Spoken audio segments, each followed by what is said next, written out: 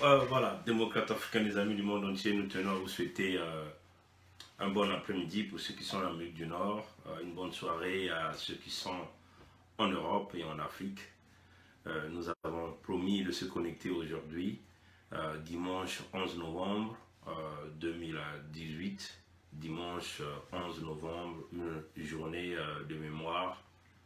Nous pensons à tous ceux qui sont tombés pendant toutes les guerres, qu'il s'agit la Première Guerre mondiale, la Deuxième Guerre mondiale, les guerres de résistance, ceux qui luttent pour la démocratie,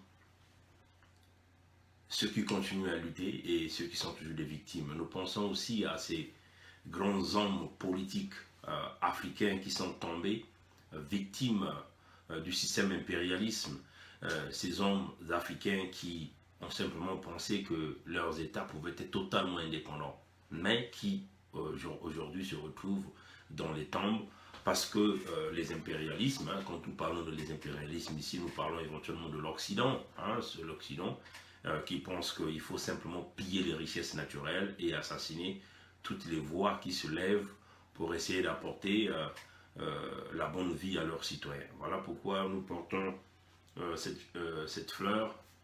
Et si nous appelons ça des corticolis, c'est simplement un signe de mémoire à tous ceux qui sont tombés pendant la guerre. Mais nous, ici, nous considérons toutes les guerres. Et aussi les victimes de ceux-là qui sont en train de lutter pour la démocratie. Et par cette journée, je tiens aussi à penser à tous ces jeunes Africains qui tombent dans leur pays d'origine. Ces jeunes Africains qui sont des victimes de la dictature, des victimes de pillages mis en place par des grandes coopérations dirigées par des reptiliens, des présidents poubelles que nous avons l'habitude d'appeler. Nous pensons à tous ces jeunes Africains qui pleurent nuit et jour. Pour nous, nous pensons que cette journée, il faut aussi penser à faire un peu le feedback dans les États actuels des pays africains. Si nous essayons de regarder la pauvreté, c'est aussi, il faut penser à tout ça. Le système de santé, le système éducatif. Nous pensons à tout cela. Mais cette journée ne doit pas être seulement une journée de souvenirs, là où on doit penser à ceux qui sont tombés, mais aussi c'est une journée où nous devons nous questionner. Comment devons-nous faire pour éviter que cela n'arrive? Qu'est-ce que nous devons faire? C'est ça aussi, c'est aussi une journée de penser à des solutions. Quelles sont les solutions que nous devons apporter dans tous ces pays-là, les solutions de guerre? Parce que nous avons l'impression que on a simplement tendance à ramener la paix à l'absence des conflits, à l'absence des armes lourdes, à l'absence des États qui s'affrontent. Non, chers amis. Si nous voulons définir la paix dans ces conditions, nous pensons que nous sommes en train de faire fausse route. Pour nous, nous tenons simplement à définir la paix, c'est aussi la joie des peuples.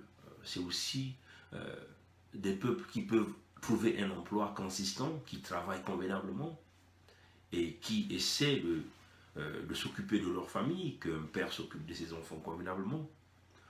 Nous tenons aussi à considérer la paix comme des conditions qui permettent aux gens de se déplacer d'un point A à un point B sans pourtant avoir des difficultés. La paix aussi est considérée comme des peuples qui peuvent avoir de l'eau potable, de l'électricité, des peuples qui peuvent se parler sans pourtant qu'il y ait des barrières. C'est cela, chers amis. La paix n'est pas seulement une façon de dire qu'il y a l'absence des arbres qui crépitent. Vous voyez, chers amis. Et si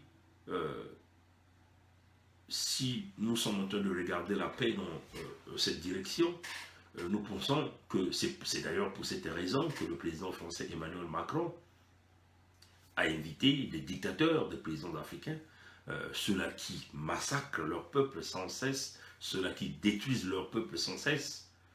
Le sommet de paix que Emmanuel Macron avait annoncé à la Tribune des Nations Unies, du 11 au 12 au 13 novembre 2018, éventuellement ça se déroule. Tous les hommes d'État sont à Paris en France pour commémorer cette journée de souvenir, pour penser à tous ceux qui sont tombés, et aussi pour marquer la fin des guerres.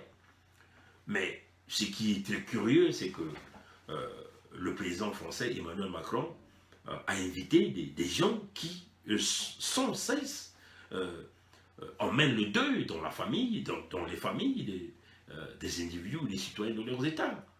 Et c'est ce qui est contraire déjà à même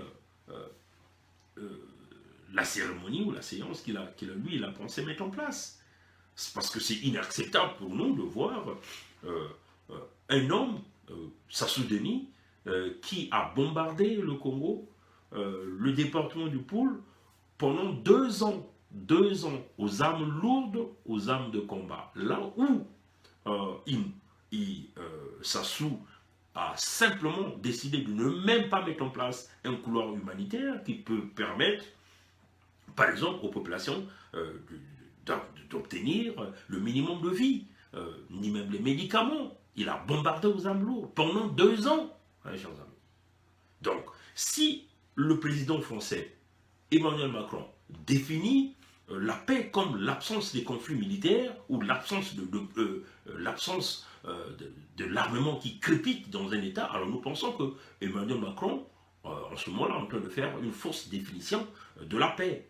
Parce que pour nous, quand on parle de la paix, on doit donc faire appel aux hommes qui représentent la figure de la paix. Nelson Mandela a représenté la figure de la paix. On fait donc appel aux gens qui ont apporté des véritables solutions dans leurs États respectifs. Des hommes qui représentent des véritables figures qui partent dans le sens de l'humanitaire, dans le sens de l'humanité. Parce que si vous êtes un homme humaniste, ça veut seulement dire que vous aviez le respect de l'individu, de l'être humain. Vous avez le respect des valeurs démocratiques, vous avez le respect des droits de l'homme. C'est cela. Donc, dans un sommet pareil que Emmanuel a mis en place, où vous aviez le président Trump, vous aviez le Premier ministre du Canada, vous aviez le président de la Russie, Vladimir Poutine, vous avez quasiment des grands noms des chefs d'État, des chefs de gouvernement qui se retrouvent à Paris, M. Macron se permet de tâcher cette commémoration, avec du sang, en apportant des gens et qui ont toujours le sang des humains dans leurs mains, comme Sassou Nguesso. C'est une honte pour la France. Nous comprenons, parce que les informations que nous avons publiées autrefois disaient Sassou était l'un des financiers de cet événement. Donc, pour Emmanuel Macron, déjà nous l'avons vu, des gens qui n'ont pas honte, on reçoit Sassou sur le tapis rouge, mais c'est ce que Sassou cherchait, même si dans cette salle, il a été placé au fin fond de la salle, très proche des escaliers. Il a été débouté de la table d'honneur. Mais pour Sassou, il s'en fout. Pour Sassou, c'était plus important. Il cherchait que Sassou est en train de se faire recevoir à l'Élysée, où on le déroule le tapis rouge et il marche dessus. C'est ça qui est plus important. C'est ça qui est plus important pour ce monsieur. Vous voyez que c'est ça qui fait de nous que nous puissions être contre les politiques de la France. Parce que les politiques de la France ne peuvent pas représenter des véritables politiques de paix et de démocratie, si ce n'est que des politiques d'escroquerie, de vol et de pillage et de destruction de peuple. La France ne peut pas venir nous dire que la France représente cette nation de paix du moment où la France supporte à 100% des hommes qui sans cesse, qui massacrent leur peuple. C'est ça qui donne la colère des jeunes Africains. C'est ça qui donne la colère même des humanistes partout à travers le monde entier.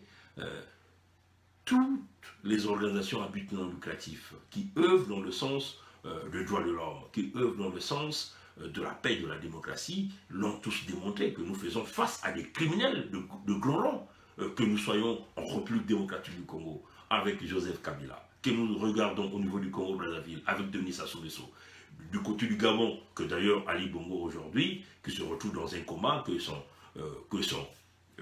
que la présidence de la République du Gabon reconnaît, qu'il est dans un état critique, que nous soyons du côté du Tchad, du côté du Cameroun, que nous soyons du côté de la Guinée, qu'il s'agit de la Guinée-Conakry ou la Guinée équatoriale, c'est quasiment les mêmes méthodes opérandi. Si vous essayez de regarder tous ces chefs, ceux qui se disent des chefs d'État, la fourchette d'âge, mais on ne peut pas fonctionner avec une Afrique qui a une vision de développement avec des gens dans cette fourchette d'âge des gens qui, dans leur pensée, n'ont jamais même pensé construire des véritables universités dans leur pays, construire des véritables conditions qui permettent aux gens de travailler, de pouvoir investir et un jour espérer recevoir de la pension et continuer à faire fonctionner le pays. Nous faisons face aux gens qui, dans leur tête, l'objectif premier, c'est le pillage des ressources naturelles, signer des contrats avec des multinationales et simplement se mettre à mettre en place une répression pour massacrer les populations. Et ça, c'est inacceptable. C'est inacceptable. Si nous essayons de voir aujourd'hui Emmanuel Macron en grande pompe reçoit Sassou Nguesso, mais c'est une honte. Il n'y a pas que Emmanuel Macron, mais c'est toute la classe politique française qui est quasiment pourrie. Que rapidement, chers amis, nous allons essayer de regarder si nous serons en mesure de vous présenter donc cette vidéo. Comme ça, nous allons tous voir de quoi nous sommes en train de parler. Parce que, chers amis, il est inacceptable de voir que nous faisons face à un monde quasiment pourri, un monde où vous avez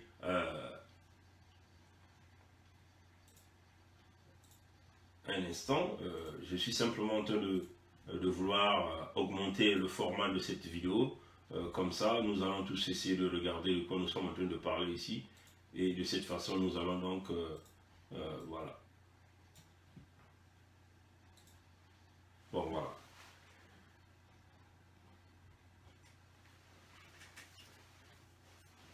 Quand nous parlons de la classe politique française, cela ne signifie pas que nous sommes des xénophobes, hein, chers amis. Hein. C'est-à-dire qu'il faut que les gens arrivent à faire cette division-là. Nous n'allons jamais aller lécher les bottes de quelqu'un. Nous ne porterons jamais les valises des Occidentaux qui pensent nous manipuler, hein, dans le sens où, bon, ils veulent faire des deals avec nous, dans le sens pour dire, bon, écoutez, on vous donne la gestion de votre pays et nous allons continuer à extirper les matières premières de votre pays. Nous ne le ferons jamais.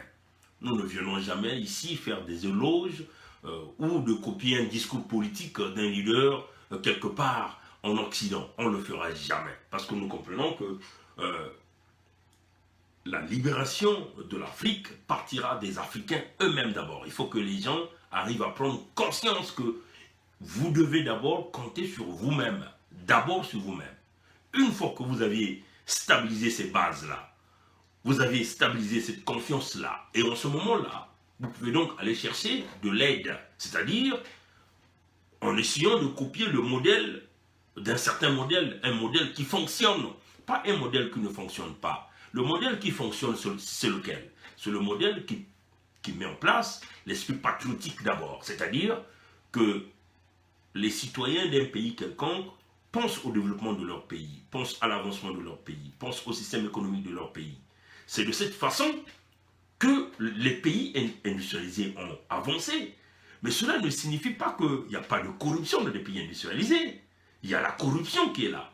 Mais ces pays-là ont balisé leurs États en mettant en place ce que nous appelons les lois. Et la loi est mise en place et la loi est pilotée par l'organe juridique, donc qui est le droit, piloté par les hommes de droit. Donc, du moment où vous partez hors la loi, en ce moment, l'instrument qui est la justice doit se mettre en place, la machine qui est la machine judiciaire doit se mettre en place pour pouvoir mettre de l'ordre. Oui, chers amis, c'est comme ça que les grandes nations ont bâti leurs États. Bon, en ce qui concerne les Africains, d'une manière générale, dans nos têtes, nous pensons qu'il faut simplement que nous volons ce qui appartient à ce pays. Nous pillons ce qui appartient à ce pays. Et que nous devons donc aller investir ce que nous avons à voler chez les autres. Chez les autres. Mais vous comprenez que quand vous volez l'argent dans vos États et vous partez investir ailleurs, mais l'économie, c'est dans ce pays que vous avez investi que c'est cette économie qui doit fonctionner parce qu'eux, ils vont utiliser votre argent. Et à un certain moment, ces pays-là ne vous remettront même pas cet argent parce qu'ils vont vous dire que vous avez donc volé cet argent. À un certain moment, ils vont se mettre à vous poser des questions et vous ne serez donc incapable de montrer que vous avez été entrepreneur dans votre pays et capable d'avoir tout cet argent que vous avez placé dans leur pays. Vous voyez, chers amis. Donc, l'esprit patriotique doit être quelque chose qui doit être une valeur primordiale pour les Africains. Une valeur primordiale pour les Africains. C'est-à-dire, penser que tout ce que je gère aujourd'hui, il faut que je pense d'abord au système de santé. Le jour où je suis malade, les premiers hôpitaux qui vont donc me recevoir en consultation, ce sont les hôpitaux qui sont ici sur moi. Donc, si vous ne donnez pas les moyens appropriés aux médecins qui sont là-bas, vous voyez que déjà les premiers diagnostics seront faussés. Et donc, la fatalité peut vite arriver tout de suite. Pensons aussi au système éducatif. Comment nous allons préparer des véritables médecins, des véritables ingénieurs? Ces ingénieurs-là qui, un jour, toutefois que les multinationales veulent venir travailler chez nous, ce sont ces ingénieurs-là qui vont se rassurer que le travail que ces multinationales qui sont en train de faire va dans la protection de la nation. Dans la protection de la nation, dans les intérêts de la nation. Vous voyez, chers amis. Donc, si vous ne formez pas vos propres personnes, vos propres citoyens, personne d'autre ne pourra venir former vos propres citoyens. Mais ce que nous sommes en train de voir, c'est quoi? Nous faisons face à des gens. Ce qu'ils savent, c'est simplement voler. Regardez aujourd'hui, prenons le cas Ali Bongo, qui est malade, mais sachant qu'il était malade, mais il n'est pas hospitalisé chez lui, il est chez les autres. Tout l'argent qu'il dépense dans les soins médicaux, mais qui bénéficie de cet argent? Mais c'est là où il est parti, parce qu'il faut le dire que là où il se fait traiter, c'est pas gratuit, c'est à coût de milliards, parce que ce sont des soins intensifs, vous voyez, chers amis. Et c'est ce qui se passe avec les reptiliens africains. Bon, là, nous venons de voir plusieurs publications qui nous parlent de la location du Boeing 777, je crois. Boeing 777, que Sassou est allé donc prendre. Boeing, qui a la technologie de haut pointe, avec, on peut dire, tout le prestige à l'intérieur, tout le luxe à l'intérieur, que lui a utilisé pour venir voir Emmanuel Macron à Paris. Mais quand on parle des sommes qui ont été dépensées, mais vous voyez que, chers amis, pour un État comme le Congo, qui est en banqueroute, cela est inacceptable qu'un homme, pour ses propres privilèges, ses propres intérêts, se mette à dépenser l'argent du Congo à coût de millions de dollars pour la location d'un aéronef qui nous permet de venir à Paris. Vous voyez, chers amis, donc ça nous montre l'état, la mentalité, la culture des gens. Si vous faites affaire aux gens qui ont une culture de dépenses sans le contrôle, mais c'est quelque chose qui est chronique en eux, c'est quelque chose qui ne pourra jamais changer en eux, c'est quelque chose qu'ils mourront avec ce comportement, parce qu'ils se disent qu'ils sont au-dessus de la loi. Il n'y a aucune loi, il n'y a que eux. C'est eux qui dictent les modalités à vivre. C'est eux qui dictent le chemin à suivre. C'est eux qui dictent le chemin économique. Donc vous voyez que si un Sassou va prendre plus d'1 million de dollars pour la location d'un aéronef, pour une mission qui n'apportera rien au peuple congolais, écoutez bien ça, chers compatriotes, pour une mission qui n'apportera rien au peuple congolais en retour, parce que c'est des fonds qui sortent, qui ne reviendront pas. Il n'y a pas un retour d'investissement pour un voyage où un homme va pour chercher à prendre ses photos, ses selfies, et que sa télé Congo, dans les jours à venir, va se mettre à faire la propagande de ces photos. Parce que, chers amis, si vous aviez un homme pareil qui investit l'argent du Congo et dont cet investissement, il n'y a pas le retour de l'investissement, alors vous voyez que vous faites affaire à un homme qui détruit, un homme qui donc commet ce que nous appelons la tête à la sûreté de l'État parce que par sa mauvaise gestion. Donc, un homme comme Sassou ne peut plus représenter la figure. Ne peut plus représenter la figure. Si vous essayez de regarder les stratagèmes de Sassou, toutefois que nous sommes proches d'une quelconque élection, vous allez le voir, le démagogue dans ses manipulations commence à faire venir des groupes de part et d'autre du pays, ce que lui il a appelé des sages, et commencer à parler d'un discours de la paix. Alors, chers amis, démocrates africains, peuple du monde entier, on a toujours dit que Sassou ne peut jamais représenter la figure ni l'avenir du Congo. Que le Parti congolais du travail, tous ceux qui sont autour de ce parti, autour de Sassou, ne pourront jamais être la figure. Parce que ces gens-là sont conditionnés par une culture. La culture, c'est quoi? La dépense sans contrôle, le pillage, le vol, la destruction. Quand nous essayons de parler de la destruction ici, c'est-à-dire quand vous faites face aux gens qui sont incapables d'investir dans le domaine médical, dans le système médical du pays, dans le système éducatif du pays, des gens qui sont incapables d'investir dans le domaine du transport au pays, ça pose un problème. Ils sont venus avec un projet qu'ils ont appelé municipalisation accélérée. Dans tout ce projet, aujourd'hui nous connaissons les états de route. L'autoroute qui nous ont fait miroiter, de Brazzaville-Pointe-Noire, nous connaissons les états.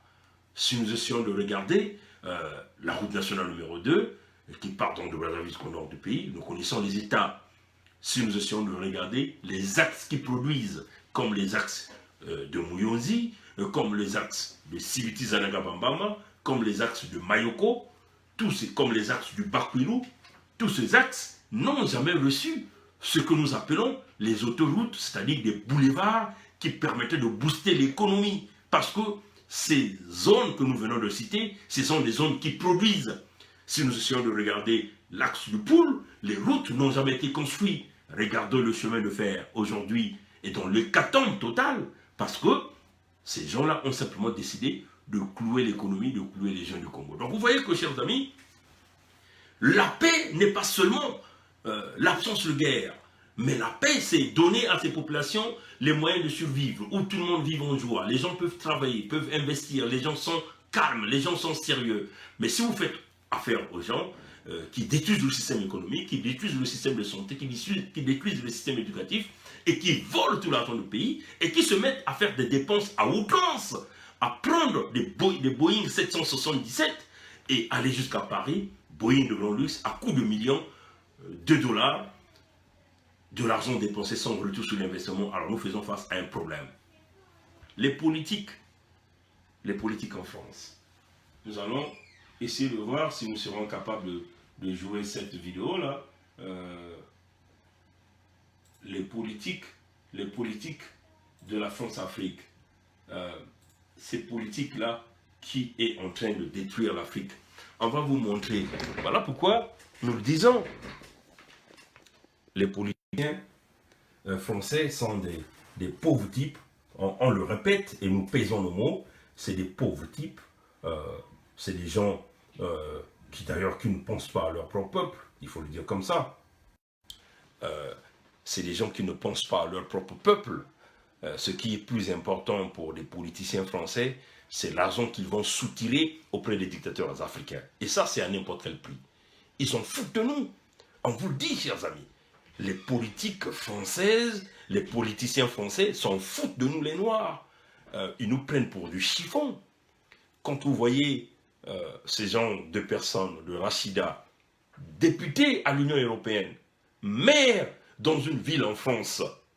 Alors, chers amis, démocrates africains, ça vous donne la culture de la politique. Parce que, chers amis, faites cette différence. Hein. Nous allons beaucoup insister sur l'expression culture. L'expression culture, c'est quelque chose qui est en vous. Vous vivez avec. Vous mangez votre culture. Vous pensez votre culture. La culture, d'une manière occidentale, c'est essayer de construire les routes, donner les conditions minimum pour le système de santé, le système éducatif, faire que les villes soient assainies, donner de l'eau potable, l'électricité. Ça, c'est une culture occidentale. Voyez? Mais dans les politiques, les hommes politiques français, leur culture, c'est aussi soutenir la dictature. Quel que soit le prix du sang, quel que soit le sang que cet homme a commis, il faut le supporter. Il faut continuer d'aller prendre de l'argent gratuitement auprès de ces dictateurs et de leur aider à massacrer leur peuple. C'est une culture qui est dans les politiques français. Mais cela ne signifie pas que nous sommes en train de généraliser tous les Français, hein, chers amis. Hein, c'est ça la réalité. Parce que quand nous parlons des politiciens français, nous vous apportons des preuves Là encore, c'est une autre preuve que nous allons vous apporter tout à l'heure. Nous allons simplement essayer de jouer cette vidéo et nous allons écouter ce que ça va nous dire. La présence de Denis Sassou Nguesso à Paris pour les cérémonies du 11 novembre est saluée et appréciée par les autorités françaises. Rachida Dati, députée européenne et maire du 7e arrondissement de Paris, l'a souligné à sa sortie d'audience chez le chef de l'État. Denis Sassou Nguesso et son hôte ont en outre évoqué la question des flux migratoires pour laquelle l'implication de tous et surtout des chefs d'État africains est vivement sollicitée. Et le chef de l'État congolais est en cohérence avec des propositions et des visions importantes pour la maîtrise de ce phénomène. Aujourd'hui, la présence du président Sassou Nguesso à Paris est une présence importante puisque nous sommes dans le cadre des commémorations du centenaire de la Première Guerre mondiale et donc sa présence est saluée et appréciée en France, mais aussi en... Chers amis, vous avez écouté ça? La présence de Sassou est très appréciée en France. Bon, nous on se dit, c'est quoi l'importance de Sassou à une cérémonie de commémoration des gens qui ont été victimes de guerre, de la Première ou de la Deuxième Guerre mondiale. C'est quoi l'importance de Sassou? Quand on parle des flux migratoires, c'est quoi l'importance de Sassou? Oui, chers amis. Écoutez le raisonnement des politiciens français. Un raisonnement banal, très bas. Vous voyez dans... on va vous tourner la vidéo là, chers amis, parce que il faut regarder la caricature. Parce que nous, il faut qu'on vous montre les têtes de ces gens-là. Ces gens qui ne seront plus jamais la bienvenue au Congo-Brazzaville. Vous voyez ces caricatures, regardez le visage en forme reptilienne. Regardez la forme de la tête. Vous comprenez qu'à l'intérieur, nous faisons face à des bulles. Des gens qui ne voient que l'intérêt matériel. Des gens qui ne mettent pas en place l'humain en premier. Pour eux, là, ils s'en foutent. Et pourtant, c'est une femme. Elle devrait avoir beaucoup plus de sens d'humaniste. Je crois bien que cette femme doit être mère, peut-être certainement. Mais dire que Sassou, c'est un homme politique important. Alors, chers amis, nous n'avons pas envie d'exagérer avec les gros mots, mais nous allons continuer d'écouter ce que... En tant que parlementaires européens, nous avons aussi des enjeux communs. Comme vous le savez, aujourd'hui, ce qui préoccupe les citoyens européens, mais aussi les citoyens africains, c'est les phénomènes et les problèmes de maîtrise des flux migratoires. Et nous pourrons maîtriser les flux migratoires et régler les problèmes de l'Europe qu'avec le concours de l'Afrique, et notamment... Donc Sassou va maîtriser les flux migratoires. Sassou va apporter des solutions sur les flux migratoires en France ou en Europe. Mais c'est une folie de raisonnement. Mais ça, on le dit, hein, c'est des bulles qui manquent d'arguments. Hein. Est-ce que c'est simplement faire plaisir à Sassou, un homme important? Mais il faut d'abord voir pourquoi il y a des flux migratoires. Mais il y a des flux migratoires parce que vous avez des dictateurs qui pillent leurs États. Des dictateurs qui poussent la jeunesse à la sortie. Mais ça fait partie du plan mis en place par l'Union européenne et les dictateurs africains. C'est-à-dire simplement décimer les populations, pousser les populations d'Afrique à l'exode de leurs États. Et une fois que ces gens-là arrivent en Europe, ben on va simplement les utiliser comme une main-d'œuvre gratuite. C'est cela parce que tous ces jeunes qui viennent en Europe aujourd'hui n'ont pas autre chose à faire. Tout boulot qu'on leur propose, ils sont donc obligés de le faire. Même au prix de minimum, même, on peut le dire, même au plus bas du SMIC. Mais ils vont donc accepter de le faire. Vous voyez, chers amis, voilà pourquoi vous voyez des gens comme de Rachida venir supporter des gens comme de Sassou dans cette démarche pour dire que Sassou c'est un homme important. Sassou va donc apporter des problèmes migratoires, des flux migratoires. Mais c'est incroyable. C'est quel raisonnement de députés européens. Mais c'est une tristesse hein, pour les citoyens du 7e arrondissement de Paris qui ont voté cette dame. Mais nous pensons déjà que la prochaine élection vous permettra simplement de la virer, de la mettre hors d'état de la politique. Parce que c'est inimaginable. Bon, nous allons simplement écouter ce que la politique française est en train de nous dire ici. De chefs d'État importants, dont la stature, dont le poids est important en Afrique. Et le président Sassou Nguesso, quoi qu'on puisse dire, quoi qu'on puisse en penser, est un président important et qui a effectivement une vision et des propositions.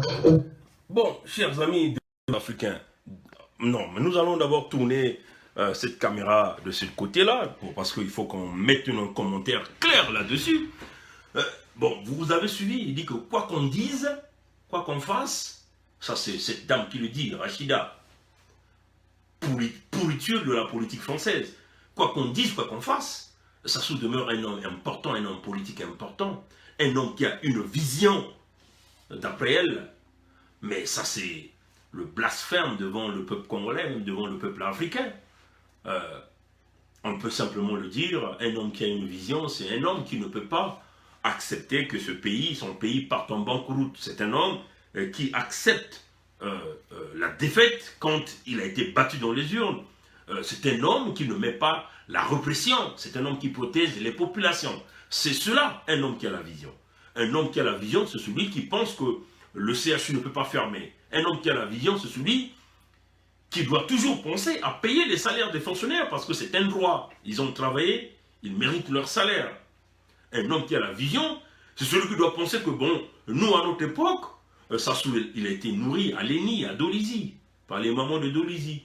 Parce que son père était pêcheur, sa mère vendait au marché. Ses parents étaient pauvres. Et lui, il a été nourri par les citoyens de Dolisie, par l'État congolais.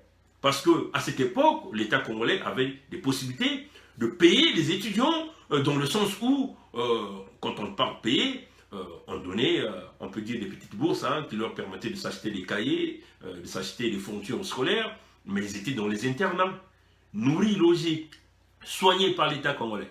Donc, c'est quelqu'un qui pouvait dire que, puisque moi j'ai profité de ça, de ce même système, maintenant que je suis responsable de ce pays, laisse-moi retourner l'ascenseur à toutes ces populations, à toutes ces populations, à toute cette jeunesse. Oui, chers amis.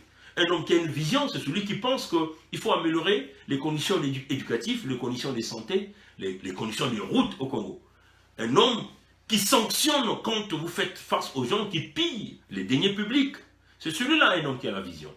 Un homme qui a la vision, c'est celui qui pense développer économiquement son pays, ouvrir l'économie de son pays et aller conquérir même des marchés dans la sous-région. C'est celui-là, un homme qui a la vision. C'est celui qui doit comprendre que quand les vieux ont fait leur temps, il faut donc laisser la jeunesse prendre la main et continuer à évoluer, faire fonctionner le pays. C'est celui-là, un homme qui a la vision. Mais écoutez ce que cette dame nous dit, ça soit la vision. Un homme qui a bombardé pendant 2 ans le département du Pôle avec des armes lourdes de combat. Donc quand on parle des armes lourdes, on parle d'hélicoptères de combat, de BEM-21, on parle de chars de combat et on parle de Kalachnikov. Alors pendant 2 ans, un homme qui a permis qu'on coupe les arbres fruitiers, tous les arbres fruitiers. Connaissons que le département du Pôle est un département que quasiment il y a plusieurs arbres fruitiers et que les populations vivent de ces arbres fruitiers parce que c'est vivent de ces fruits-là. Donc, il décide de punir les populations innocentes, bien sûr, en complicité avec un homme de main qu'on appelle Frédéric Binsangoum-Toumi. Oui, chers amis. Alors, un homme qui a la vision, c'est un homme qui reconnaît les erreurs, qui reconnaît que nous avons dépensé beaucoup d'argent, nous avons des difficultés économiques, le pays est en banqueroute et qui le reconnaît. Ce n'est pas le FMI qui va donc le faire savoir que le pays est en banqueroute, mais qui refuse. Quand on refuse, on commet donc l'atteinte à la sûreté de l'État, d'avoir menti à l'État, de la mauvaise gestion. Bon alors, on ne peut pas dire que Sassou a une vision. Sassou est un homme important. C'est très triste d'écouter ce genre de discours de la part d'un député européen, d'une maire du 7e arrondissement de Paris. Donc vous voyez bien qu'elle est politicienne française. Donc, comme elle est une pourriture, tous les politiciens représentent bien de la pourriture en France. Et surtout, ceux qui soutiennent le système de la France-Afrique. Nous allons continuer d'écouter ce que cette dame est en train de nous dire. Nous comprenons que le prix de l'Ongiri était tellement trop fort. Donc, pour nous, comme parlementaires européens, il est important qu'on puisse aussi demander aux chefs d'État africains leur contribution, leur participation dans la maîtrise des flux migratoires, dans le développement du continent africain, parce que le continent africain ne se développera que grâce aux Africains et à leurs chefs d'État. Denis Sassou Nguesso et Rachida. Bon, vous l'avez entendu, le continent africain se développera que grâce aux Africains et leurs chefs d'État. Mais le continent africain, vous le savez, ne peut pas se développer face aux chefs d'État, entre guillemets, que vous avez soutenu, que vous continuez à soutenir. Quoi qu'on dise, quoi qu'on fasse, vous allez continuer de le supporter. Le continent africain va se développer comment? Dites-nous. Avec des reptiliens de la mauvaise espèce, de la caricature de Denis Sassou Nguesso. Comment un homme qui tue, un homme qui pille l'économie, quand on vole l'argent de son pays, on ne peut pas avancer. Comment ça va se développer? Mais vous voyez, la députée européenne Rachida dit que l'Afrique va se développer grâce aux Africains, grâce à leurs chefs d'État. Mais dans leur schéma chaotique de la destruction de l'Afrique, ils imposent donc des chefs d'État qui plaisent à l'Europe, qui plaisent à la France, qui plaisent à toutes ces structures-là. Vous voyez, chers amis, pour que ces gens-là demeurent des véritables freins dans le système éducatif, le système de santé, le système de développement économique, même politique de leurs États. Alors, et après, on fait semblant de venir nous dire que celui-là représente une figure importante. Mais le plan est parti d'eux. Et les mêmes viennent nous dire que l'Afrique va se développer grâce aux Africains et leurs chefs d'État. Et ils imposent des chefs d'État qu'eux, ils veulent. Ceux-là qui ont des instructions fermes pour freiner l'économie, freiner le développement, freiner tout le système qui peut arriver à faire épanouir un État. Alors vous voyez que des gens comme les Rachida, c'est simplement des poubelles. Nous demandons simplement aux Français qui ont encore la conscience, le sens humanitaire, de simplement déboulonner, de ne plus voter ces gens de caricatures, des gens qui le pensent, parce qu'ils savent qu'il n'y a pas qu'elle, chers amis démocrates africains. Il faut le dire que quand vous avez des présences de ces dictateurs en France, tous les politiciens français s'alignent, viennent pour rencontrer ces gens-là. Tout un chacun d'eux. Même s'il ne se fait pas filmer, parce que Sassou a besoin de ces images. Peuple du Congo, les Congolais sont au Congo. Quand vous voyez ces images, mais ne vous étonnez pas, parce que vous faites affaire à des politiciens complètement corrompus. Vous faites affaire à des corrompus. Donc, ceux qui sont au Congo, c'est sûr que Télé Congo est en train de vous faire passer ces images en boucle, et Télé Congo va continuer de vous faire passer ces images en boucle. Ne soyez pas paniqués, continuez à être en équilibre. Vous devez savoir que nous faisons face à un complot international, nous faisons face à une dictature internationale, à un sommet qu'ils ont appelé le sommet de paix, mais nous appelons le sommet de la criminalité, parce que tous les criminels africains, ceux-là qui pillent les économies, étaient là, vous voyez, chers amis. Mais en réalité, chers amis, vous le savez, c'est eux qui imposent et qui continuent à imposer. Mais comme ils ont dit, le développement de l'Afrique partira de nous-mêmes les Africains. C'est à nous-mêmes les Africains de chercher notre liberté. Une fois que nous aurons la possibilité de déboulonner ces criminels reptiliens qu'ils ont voulu nous imposer, qui nous ont imposé à la tête de nos États, nous allons donc commencer à déboulonner, à faire des audits sur des multinationales qui ont travaillé avec des reptiliens, des dictateurs africains. Et nous allons donc nous décider de voir quelles sont les multinationales que nous allons continuer à travailler et quelles seront les nouvelles modalités et les nouvelles bases qui nous permettront de continuer à travailler avec les mêmes multinationales. Sinon, au cas contraire, faire venir d'autres multinationales, ces multinationales qui auront la même vision que nous, c'est-à-dire ceux-là qui peuvent investir et continuer à avancer, à faire avancer nos pays. Vous allez encore suivre que dans le même reportage, Sassou rencontra le patron de Total en France. Mais chers amis, on vous le dit, vous le savez, il y a beaucoup de puits qui seront en maturité à partir de 2021, 2022 jusqu'en 2026. Voilà pourquoi vous voyez que Sassou est déjà sur le raisonnement électoral. Il est déjà sur le raisonnement électoral. Il est déjà en préparation de 2021. Mais qui lui dit qu'il va arriver en 2021? Qui lui dit ça? Qui lui dit ça? On lui a dit qu'il va arriver en 2021. C'est Total qui est Dieu. On lui a dit ça. Il y a un créateur qui est là. Et les enfants du Congo aussi travaillent dans leur chemin. Alors vous voyez que sa rencontre avec Total, il y a deux choses. On va vous le dire. Il va demander de l'argent à Total et brader encore des richesses, le pétrole du Congo, jusqu'à une certaine période. Il va encore les brader. Il va encore aller prendre une dette, puisqu'il sait que ça va être difficile pour lui de s'en sortir au niveau du Fonds monétaire international. Ça, c'est le premier objectif. Deuxièmement, il va chercher donc le soutien de Total pour que Total l'appuie pour aller donc en 2021. Donc, ça sera encore les mêmes magouilles, les mêmes choses qu'ils ont l'habitude de faire. Bon, ils vont encore venir avec une élection. Ils vont choisir quelques gens qu'eux, ils ont appelés les opposants pour leur accompagner dans ce projet qui est le projet du blocage du Congo, de la décision du Congo. Donc, et puis, bien sûr, ils vont parler encore avec le patron de Total pour la succession. Hein, qui va succéder ce monsieur? Parce que nous savons, si militairement on ne le déboulonne pas, c'est la maladie qui va l'emporter. Et nous en sommes convaincus que, avant que nous arrivions, certainement avant 2023, ce type-là serait plus là. Il serait un cadavre. C'est ça la réalité. Donc vous voyez qu'on parle de la succession, les négociations de la succession. Comme d'ailleurs ceux qui sont en train de faire au Gabon, on cache les informations aux Gabonais, le temps que la France trouve un tilapia qu'ils vont présenter aux Gabonais, imposer aux Gabonais. Vous voyez, chers amis. Donc, c'est toutes ces figures que l'homme est allé donc voir à Paris.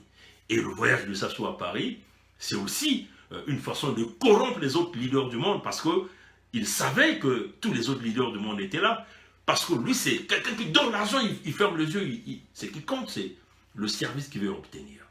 Donc, il a profité de cette opportunité, il a forcé la main, il a financé le sommet pour qu'il parte pour corrompre les dictateurs, corrompre les autres leaders du monde entier, pour que lui continue à être toujours cette figure incontournable. Bien sûr, avec ces fétiches qu'il a menés pour essayer de dominer, pensant dominer les autres leaders, parce que vous savez, tout leader qui serre la main de Sassou, c'est un leader qui ne pourra plus être élu dans son pays. C'est ça la réalité. Parce que l'homme possède une poisse, et la poisse l'a démontré.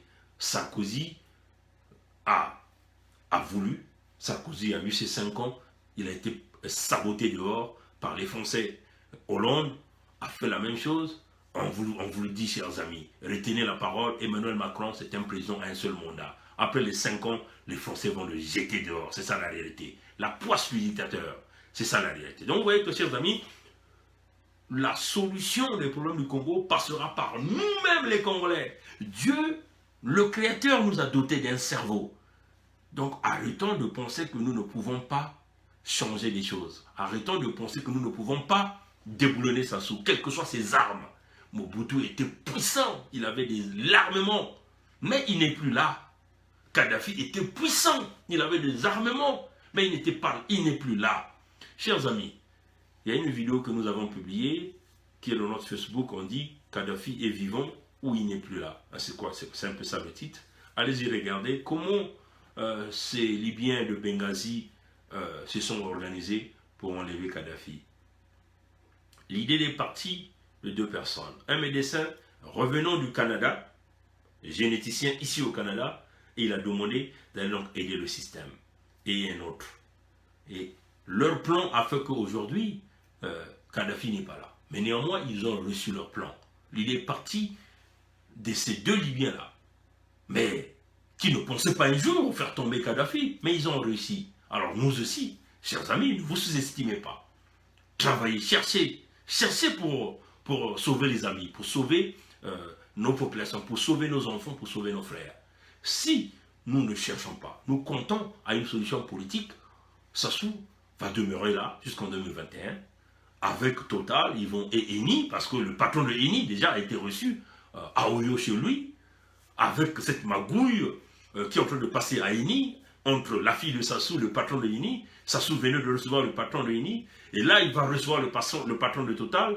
Donc vous comprenez que, chers amis, ils vont continuer à piloter avec les richesses naturelles du Congo entre la famille Nguesso et les 2 multinationales, et à la fin, ils vont vous imposer un petit tilapia qui soit Denis Christian ou un autre bourricot de ce régime qui viendra prendre les commandes, et nous, le peuple congolais, nous serons toujours là à crier nuit et jour C'est maintenant ou jamais. On vous dit, la solution politique, il n'y en aura pas avec Sassou. La solution, elle est militaire. Il faut travailler sur le chemin militaire. Et comme nous savons que pour apporter la paix au Ghana, Jerry Rawlings est obligé de faire un coup d'État. Donc il est venu avec une solution militaire. La solution militaire de Jerry Rawlings aujourd'hui a fait que cette nation que nous appelons le Ghana puisse solidifier sa démocratie, puisse solidifier son économie. Aujourd'hui, quand nous essayons de regarder la croissance au niveau du Ghana, le Ghana est en train d'aller en flèche. Alors, chers amis, nous allons vous présenter une autre vidéo. Vous allez donc voir de vous-même de quoi nous sommes en train de parler ici. Donc, vous allez comprendre, hein, chers amis. Nous allons comprendre que si nous ne cherchons pas les solutions de nos problèmes nous-mêmes, personne quasiment ne viendra nous aider.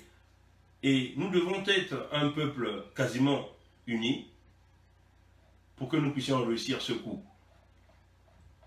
Si nous nous sous-estimons, alors là, en ce moment-là, on va se dire que le Congo va être dans la perdition totale. Et si le pays est dans la perdition, alors chers amis, on vous le dit, ceux qui viendront après nous, certainement nous accuseront de tout. Et c'est ça la réalité. Donc, permettez-moi simplement de retrouver cette vidéo de l'exemple de la démocratie au Ghana. Vous comprenez que, chers amis, que il est impératif, voire même obligatoire pour nous de continuer à lutter d'une manière objective à sauver le Congo-Brazzaville. Si nous ne le faisons pas, personne d'autre ne fera à notre place. Et on le dit, chers amis,